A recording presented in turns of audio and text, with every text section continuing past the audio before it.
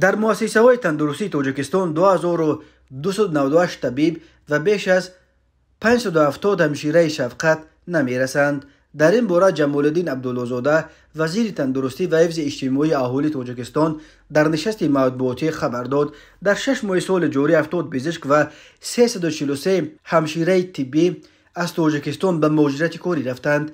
دوام یک سال گذشته 548 طبیب و 1187 کارمند میانه طب به مهاجرت رفتند. وزیر تندرستی امور نورسایی کارمندان سوای طب را در منطقه های جمهوری مشخصا نامبر کرد. از جمله در شهر دوشنبه 49 طبیب و 35 همشیره شفقت، در ولایت ختلان 778 طبیب نمی رسد. مسئله نرسیدن کادرهای میانه طبی حل شده است.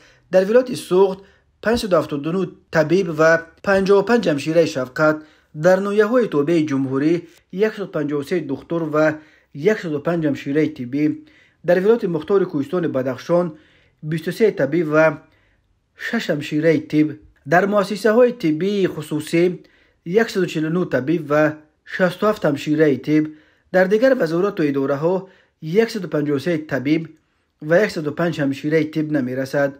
او قید کرد که سبب اساسی نارسایی طبیبان معاش نیست. اگر طبیب کسبی باشد هیچگاه در مسئله مزد معاش گپ نمی زند. همه ساله معاش طبیبان 20% زیاد گردیده ایستاده است. افزود عبداللهزاده.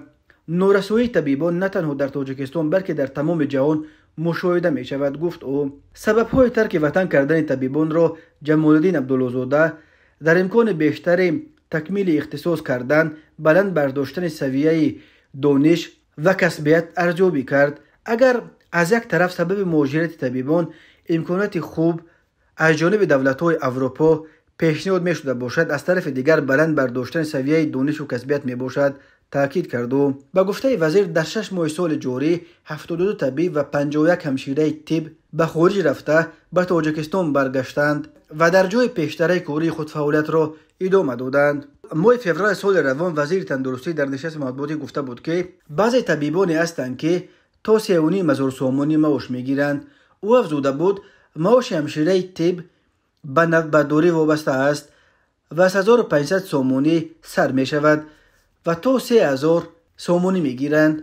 جمالالدین عبداللهزاده برای پیشگیری رفتن طبیبان به خارج کشور گفته بود که به تمام رئیسان و شهرهای نواحی سفارش داده شده است که کارمندان تندرستی و معارف را هوسمند کنند، مخصوصا با تامین کردن آنها با زمین. طبق آمار رسمی امروز معاش میانه طبیبان در تاجیکستان 1550 سومانی یا 142 دلار امریکایی است که در میان کشورهای آسیای مرکزی پست‌ترین به حساب می رود. طبیبان تاجیک از حساب درآمد خدمت رسانی های پولکی مؤسسه های طبی به حساب میانه از 400 تا 1500 سومانی علاوه پولی می گیرند.